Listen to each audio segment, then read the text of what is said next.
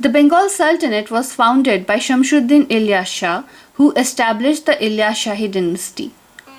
Before we look at monuments from that era that still stand today, let's first learn a little bit of history about the Bengal Sultanate. Lakhnauti, Sonargaon and Sadgaon were the three regions of Bengal under the Delhi Sultanate, and Shamshuddin Ilyas Shah was the governor of Sadgaon region. He revolted and unified the three provinces of Bengal and formed the Bengal Sultanate. The areas that Bengal Sultanate reigned in today are part of Bangladesh, India, Myanmar and Nepal. The Sultanate had four capitals, two of which, Pandua and Gaur, are now part of Malda district in the Indian state of West Bengal. Ilyas Shahi dynasty. Ilyas Shahi dynasty's rule was from 1342 to 1414 AD, and its first sultan was the founder Shamshuddin Ilyas Shah. His son Sikandar Shah is known for constructing the largest mosque in the Indian subcontinent at that time, the Adina Mosque. House of Raja Ganesha. Raja Ganesha founded the House of Raja Ganesha after overthrowing the Ilyas Shahi dynasty, and he ruled briefly. His son Jalaluddin Muhammad Shah became the first native Bengali Muslim ruler or sultan of the Bengal Sultanate. Restored Ilyas Shahi dynasty. The Ilyas Shahi dynasty was restored again in 1435 AD. Its most notable sultan was the second ruler Barbak Shah, who built the Salami Darwaza that still stands today. Habshi rule. This was followed by the brief Habshi rule from 1487 to 1494 AD. The sultans were from the Abyssinian mercenary corps. Saifuddin Firoz Shah, the second ruler, built a watchtower and named it Firoz Minar after himself to commemorate his victories in the battlefield. Hussain Shahi dynasty. And finally the Hussain Shahi dynasty that ruled from 1494 to 1538 AD. Alauddin Hussain Shah and Nasiruddin Nasrat Shah are two of its prominent sultans. A gateway, a mosque and a mausoleum built by them stand to this day in Gaur. The defeat of the Bengal Sultanate under Sultan Nasiruddin Nasrat Shah by Mughal Emperor Babur at the Battle of Ghagra in 1529 AD led the path to the ultimate fall of the Bengal Sultanate in the hands of the Mughals in 1576 AD.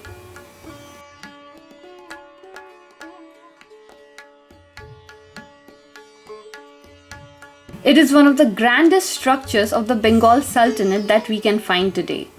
The tomb of Sultan Sikandar Shah lies inside its premises. The mosque is made up of bricks with a stone base, which is typical of the architecture from that time in Bengal. The mosque from the Bengal Sultanate served as royal courts and had an inbuilt throne known as Badshah-e-Takht for the Sultan. This is the royal gallery used by the Sultan. It is well preserved even centuries later. This royal gallery in Adina Mosque is one of the largest in the Indian subcontinent. This mosque is huge. It is rectangular in shape and has a large courtyard and pillared hallways. The central mihrab of the mosque is still there. The semicircular niche that appears in the wall of a mosque indicating the Qibla, that is the direction of Kaaba in Makkah, is called a mihrab. There used to be several domes earlier, but only a few remain now. Adina Mosque is the most impressive structure from the Ilyas Shahi dynasty that we can find today. According to tales, 1 lakh rupees was used to build the mausoleum and hence the name Ek Lakhi, which means 1 lakh. It is one of the earliest examples that incorporated the Bengali architecture. The mausoleum gives the appearance of a traditional thatched Bengali hut with sloping roof, but instead it is made with bricks. Legend has it that the three tombs inside the mausoleum are that of Sultan Jalaluddin Muhammad Shah, his wife Asmantara, and their son Shamshuddin Ahmed Shah. The mausoleum is square-shaped with a single dome. The thick walls have several ornamentations made of terracotta, that is a type of clay. It stands at 25 feet high and is a perfect example of the combination of Bengali and Islamic architecture. It is called Chamkan or Chika Mosque, but probably it was a mausoleum and not a mosque. It is quite similar to the Eklaki mausoleum architecturally. Chamkan Mosque also has a single dome and the structure is square in shape. Also, there is no mihrab in it. Chika means bat in Bengali, and the mosque used to be infested with bats earlier, hence the name Chika or Chamkan Mosque. All of its exterior walls have beautiful terracotta ornamentations. There are few richly engraved pillars that are lying around in the courtyard of the mosque. It is said that during the reign of Sultan Hussein Shah from 1493 to 1519 AD, Chamkan Mosque was used as a prison. Salami Darwaza or Gate of Salutations is named so because salutes used to be fired from its sides. This arched gateway led to the capital city of Gaur and served as its main entrance from the northern side. Now on one side of the Salami Darwaza there is a pond, and on the other side it is surrounded by vegetation and mango orchard. The base and the side panels of the archways are made of stones, and there are two other layers of stone on the frontal facade that can be seen. The other part of the structure is made entirely of bricks. This also has terracotta ornamentations all over its walls. Firoz Minar is a 5-story tower made of bricks and stones. The first 3 floors have 12 sides and the other 2 are circular in shape. It stands on a stone pedestal, and there are engravings on the stone structure encircling the minar. Even the entrance to the staircase is made of stones. The spiral staircase that was once open to the visitors has 73 steps. Firoz Minar is 25 meters high. There are some engravings on the remaining part of the brick structure, but it is not heavily ornamented. The single dome square structure served as a gateway to the city of Gaur. It stands on a stone base. The highlight of Gumti Darwaza are the faded enamel bricks that are still visible. There are intricate brickworks on both sides of the entrance, and the top layer of the structure is heavily decorated. Boroshona Masjid or the Great Golden Mosque was named so because the 11 domes on this massive rectangular mosque were initially gilded. It is also called Baroduari or the 12-gated mosque, even though there are only 11 arches in the main corridor. It is the biggest structure in Gaur.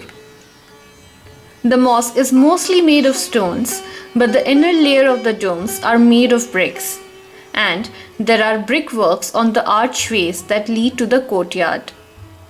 There are no heavy works on the walls of Boroshona Masjid.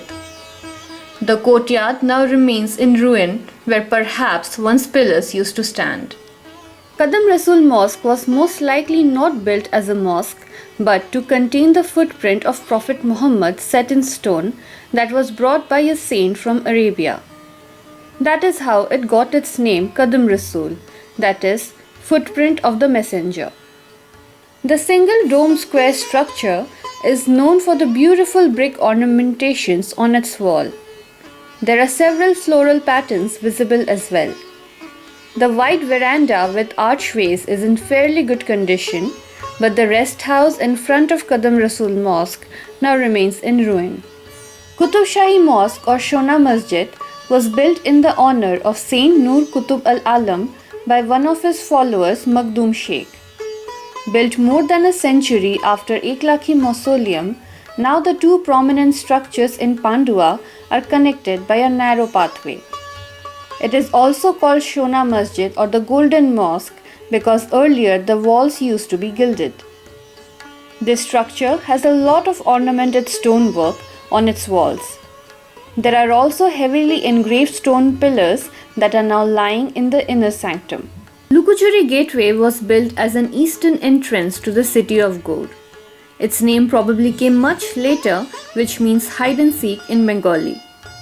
Gumti Gate, a sultanate structure, is close to Lukuchuri Gateway, but this was most likely built for symbolic reasons and to represent the Mughal rule.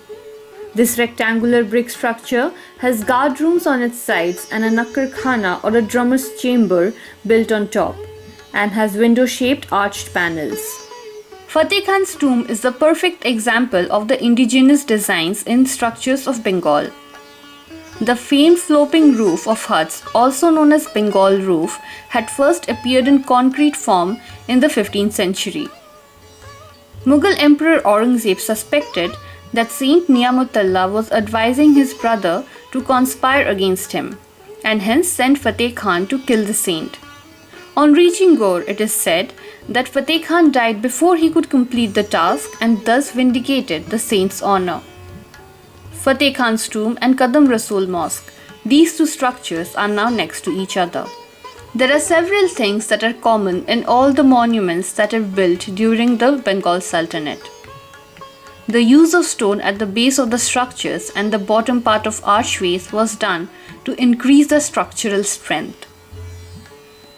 Another unique feature of monuments from that time is that most of them are either square-shaped and single-domed or rectangular and multi-domed.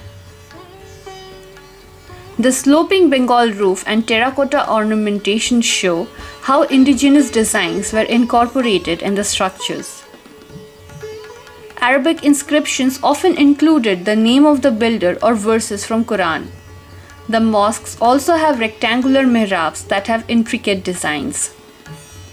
All these monuments are in Malda district of West Bengal and are maintained by the Kolkata Circle of Archaeological Survey of India and can be visited for free of cost.